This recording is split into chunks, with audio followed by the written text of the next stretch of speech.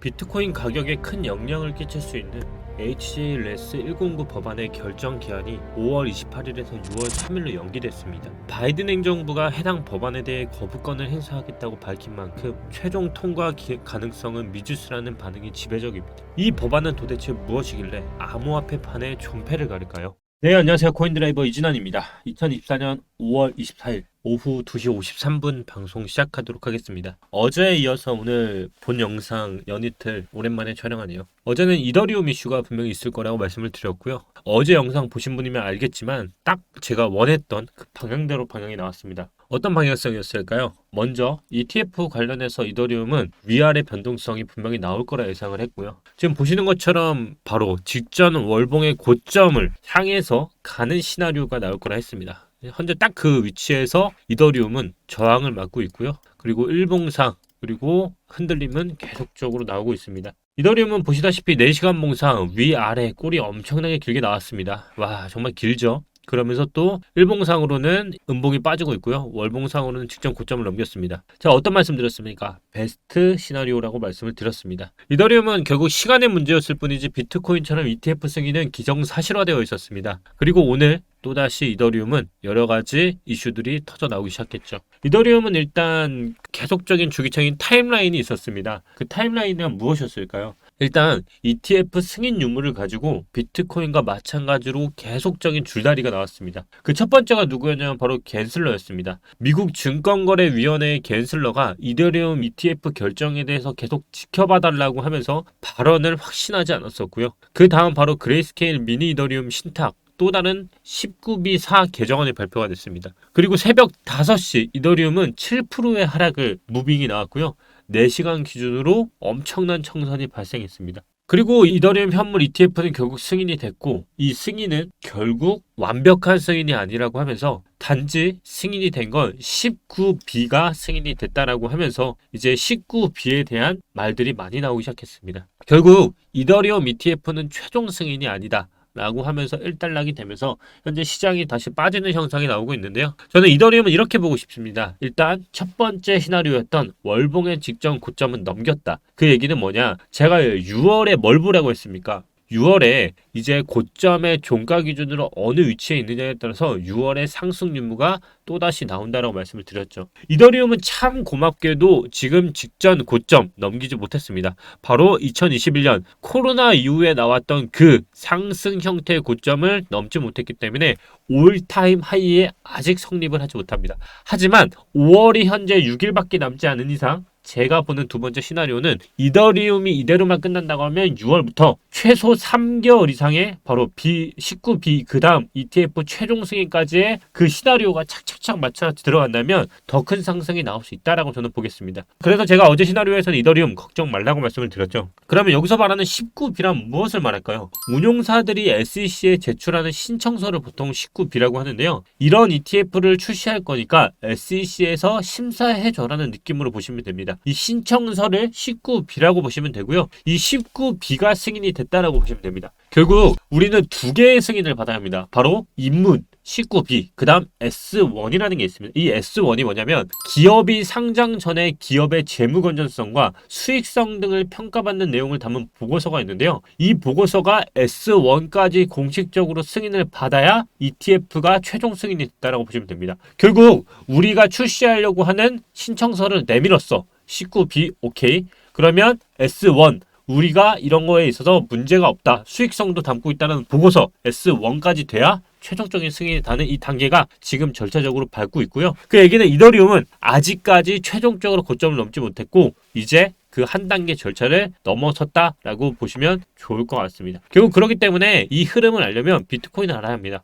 비트코인도 예상대로 잘 가고 있습니다. 비트코인은 계속적으로 말씀을 드렸다시피 어느 가격을 유지하는 게 중요하다고 말씀을 드렸죠. 이제는 최종적인 손절 라인은 8,500만 원. 이 라인 지키는 건 중요하다고 말씀을 드렸죠. 하지만 지금 1차적인 관문은 9,100만 원의 지지가 중요합니다. 왜냐하면 5월이 끝났을 때 지금 잘 보시면 이더리움과 다르게 비트코인은 뭐가 됐냐면요. 직전에 월봉 고점을 넘기지 못했습니다. 그 얘기는 지금 나왔던 월봉 코로나 이후의 고점 이 방향에서 지지를 받는 방향성이 이제부터 나와야 하는데 월봉은 양봉으로 턴을 했다. 그러면 그 다음 작은 형인 누가? 중요하다? 주봉은 지금부터 어떤 현상이 나온다 했죠? 바로 박스권에서 이 위로는 윗꼬리가 달리는 방향성이 나오고 옆으로 가는 방향성이 나오는데 윗꼬리가 또다시 나오고 있죠. 제가 왜 그렇다고 했죠? 바로 리플을 참고해라. 과거 대상승장 때 비트코인이 리플이 상승할 때는 항상 패턴이 있었는데요. 바로 주봉상 윗꼬리가 이렇게 달리고 눌렸다가 상승을 하게 됩니다. 결국 이 안에서의 박스권이 이렇게 네모나게 만들어지는 게 보일 겁니다. 그러면 이 위안에서 윗꼬리가 담기는 게 결국 매집 형태라고 말씀을 드렸죠. 그러면 비트코인이 지금 똑같습니다. 알트코인도 마찬가지고요. 주봉이 이제부터 아까 말씀드렸던 이 라인 9천만 원 라인 이게 결국 어디입니까? 바로 여기죠. 주봉의 직전 2분의 1 지점을 지키는 흐름이 이제부터 주봉상 계속적으로 주봉이 옆으로 가는 흐름이 나온다고 하면 이제 6월부터는 상승으로 흐름을 바꿀 수 있는 흐름이 나올 텐데요. 여기서 중요한 게 있습니다. 정말 이 중요 결정을 앞두고 있는 사람이 있어요. 그게 정말 오늘의 하이라이트인데요. 아무리 차트가 지금 그 방향성을 내온다고 할지언정 결국 이 차트는 어떤 이슈를 기다리고 있는 것은 분명한 사실입니다. 그럼 그 이슈가 무엇인지를 지금부터 알아봐야 하는데요. 바로 바이든이 추진하고 있는 그리고 바이든의 결정만 남은 법안 하나가 있습니다. 바로 HJRES109라는 건데요. 이 HJ109가 뭐냐면 미국 증권거래위원회가 발표한 암호화폐 회계 관련 지침입니다. 이 해당 지침의 세부 내용이 뭐냐면 자산운용사 등 금융회사가 고객의 비트코인 등 암호화폐를 보관할 경우 해당 암호화폐 자산을 대차대조표의 부채로 기록하라는 내용과 보관된 암호화폐 자산에 대한 준비금을 보유하라는 내용이 포함되어 있습니다. 근데 이게 왜 중요할까요? 바로 승인이 된다면 비트코인에게 호재로 작용을 할 수 있고 거부권을 행사할 경우 가격 하락을 동반한 악재로 작용될 수 있기 때문입니다. 왜냐하면 현재 ETF를 이끌었던 기관 중에 대표적인 게 누구였습니까? 바로 블랙록이었습니다. 그럼 블랙록이 몇 개를 가지고 있을까요? 바로 24만 7천 개의 비트코인을 보유하고 있는 블랙록이요. 약 하나 기준으로 24조 원에 해당하는 달러를 준비금으로 보유를 해야 하는 현상이 있습니다. 비트코인 현물 ETF를 운용하는 기업 입장에선 부담스러울 수 있고 일부 기업은 이를 감당하지 못해 비트코인 ETF 상품 거래 지원을 포기해야 하는 상황이 발생할 수도 있어요. 결국 SAB 2번 법안이요. 만약에 승인과 거절에 있어서 공화당이 해당 지침이 승인되는 것을 막기 위해서 법안 무효와 공동 결의안 바로 그게 HJRES109를 발표했어요. 결국 공화당에서는 지침이 승인되는 것을 막기 위해 하고 있고요. 반대파에서는 이게 거절되기를 바라고 있는 거죠. 결국 시장의 상승 랠리를 위해서라면 HJRES109가 승인이 될 필요가 있는 것이고요. 반대로 하락이 되려고 하면 거절이 되면 된다는 거예요. 근데 이게 지금 원래는 5월 28일 기준으로 나오게 됐었는데 이제 최종적으로 6월 3일에 연기가 됐다는 거죠. 현재는 하원에 이어서 상원까지 통과된 상태지만 바이든 행정부만의 마지막 결정만이 남기고 있고요. 이미 바이든은 거부권을 행사하겠다고 밝혔기 때문에 최종적으로 승인되지 못할 것으로 보여지고 있긴 한데 결국 의회 결정에 따를 것으로 예측을 하고 있어요. 그 얘기를 최종적으로 정리하면 바이든이 이번에 거부권을 행사한다. 그러면 최종적으로 그게 의회 결정으로 넘어갑니다. 그러면 의회 결정이 넘어가게 되면 상원과 하원에서 각각 3분의 2 이상의 찬성을 얻어야만 거부권을 무효화시킬 수 있고 법안을 법률로 확정할 수 있습니다. 결국 이러한 것들을 봤을 때 상원과 하원에서는 반대의 결과가 나올 수 있고요. 바이든은 이번에 거부권을 행사할 가능성이 높기 때문에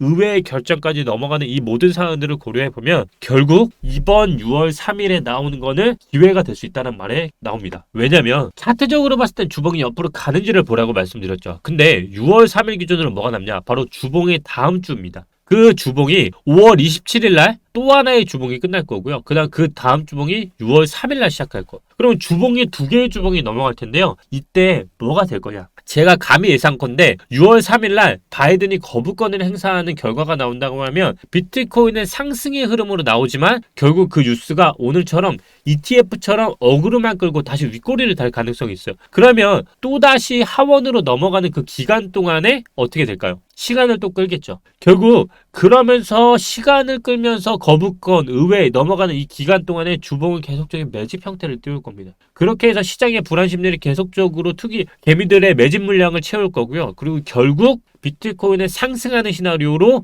이평선도 올라오면서 차근차근 시간과 뉴스거리들을 만들면서 차트적으로 접근하고 있는 게 아닐까 조심스럽게 보고 있습니다. 결국 지금 비트코인은 정고를 넘고 올타임 하이로 가기 위해서 시장의 여러 가지 이슈들과 맞물리면서 그리고 그거를 원동력 삼아서 개미들을 털고 부상하기 위한 그런 시간을 감내하면서 다듬고 있는 그런 기간이 아닐까 조심스럽게 생각을 합니다. 아마 제가 바라보는 시장과 시장이 맞지 않을 수 있습니다. 하지만 바이든 행정부가 해당 법안에 대해서 거부권을 행사한다고 해서 끝났다로 바라보지 마시고요. 오히려 시장이 무너졌을 때 우리는 계속적인 기회로 발판 삼는 게 더 좋지 않을까 싶어요.